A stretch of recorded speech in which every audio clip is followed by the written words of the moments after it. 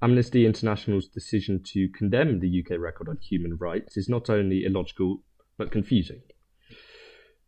The use of the phrase that the UK government is bulldozing the record and rights of citizens in this country is not helpful in seeking to address the problem they raise. And I think this comes down to a bigger debate on human rights as a whole. No longer is there a universal blanket protection of human rights. There has been increasingly more and more so a move away from this blanket universal protection. The US Constitution, under the basis of the rule of law, in many ways, the US codified constitution had elements that to protect the rights of its citizens from the UK Constitution.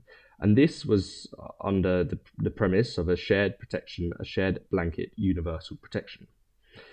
And the move to the protection of group-specific rights, which usually are groups that are a minority group as opposed to the majority group, have meant that rights have been used against the individual as opposed to protect the individual.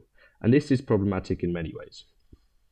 The protection of group specifics is not only less effective in protecting everyone, but it leads to more clashes between the interests of two separate or opposing groups, namely transgender women and biological females, as an example. And this in itself causes another problem because it leads to, when raised, further interpretation, further intervention, and further arbitration by a more and more partisan judiciary system.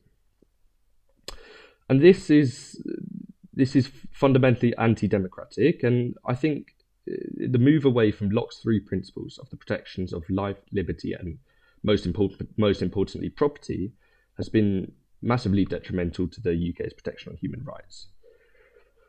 Property rights are currently being undermined by the punitive tax regime put in place by government, and this is hugely detrimental to the success of the UK's protection of human rights and the strength of the UK's democracy. Without protection of property and the right to property, there can be no other protection successfully of other human rights.